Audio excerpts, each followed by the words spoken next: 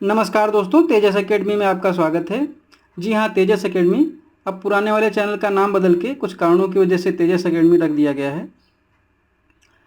अब सब कुछ इसी चैनल पर मिलेगा आपको, डिक्टेशंस, आउटलाइंस इसी नाम से मिलते रहेंगे। आज का मैटर बहुत कठिन तो नहीं है, एवरेज है। शुरू करेंगे 5 सेकंड में।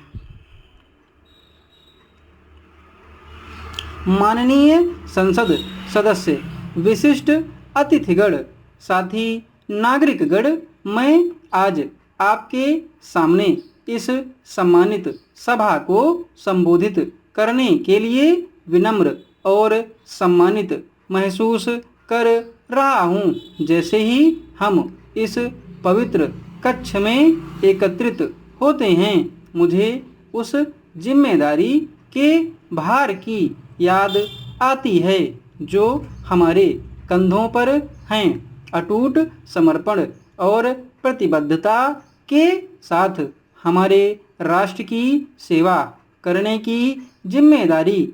हमारे लोकतंत्र की यात्रा में हमने शिखर और घाटियों को पार किया है, चुनौतियों पर काबू पाया है और जीत का जश्न मनाया है। फिर भी आगे बढ़ने के हर कदम में हम न्याय, समानता और प्रगति के सिद्धांतों द्वारा निर्देशित होते हैं।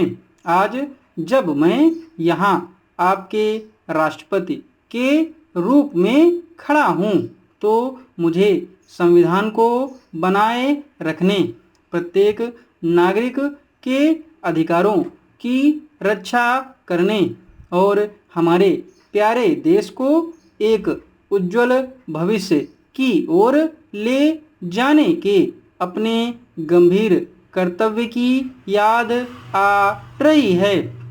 मेरे साथी नागरिकों, हम खुद को इतिहास के एक महत्वपूर्ण क्षण में पाते हैं।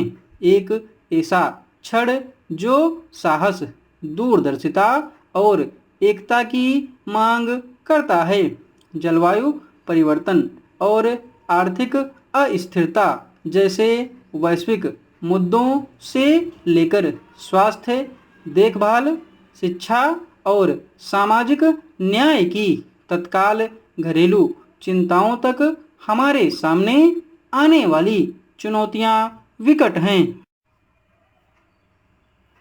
आपके राष्ट्रपति के रूप में मैं ईमानदारी, करुणा और दृढ़ संकल्प के साथ नेतृत्व करने की प्रतिज्ञा करता हूँ।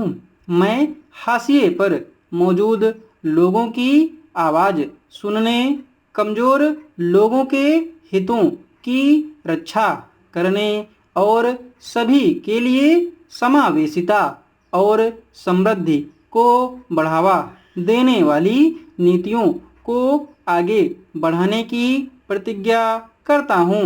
मैं उन विभाजनों को पाटने के लिए अथक प्रयास करने की प्रतिज्ञा करता हूँ जो हमें विभाजित करने का खतरा पैदा करते हैं, संवाद और समझ को बढ़ावा देते हैं और एक ऐसे राष्ट्र का निर्माण करते हैं जहां हर व्यक्ति पनप सके। लेकिन हमें याद रखना चाहिए कि हमारे सामने जो काम है वह कोई एक व्यक्ति या एक संस्था द्वारा पूरा नहीं किया जा सकता। यह एक ऐसा कार्य है जिसके लिए प्रत्येक नागरिक, प्रत्येक समुदाय और समाज के प्रत्येक क्षेत्र के सम्मिलित प्रयासों की आवश्यकता है। यह एक ऐसा कार्य है जिसमें सहयोग और समझौते की आवश्यकता है। अंत में आइए हम अपने संस्थापकों के शब्दों पर ध्यान दें जिन्होंने एक ऐसे राष्ट्र की कल्पना की थी जहां सभी समान हों, अहस्तांतरणीय अधिकारों से संपन्न हों और स्वतंत्रता के आशीर्वाद के हकदार हों। आइए हम उन लोगों के बलिदान के योग्य बनने का प्रयास करें जो हमसे पहले आए थे, और आइए एक ऐसी विरासत का निर्माण करें जो आने वाली पीढ़ियों को प्रेरित करेगी।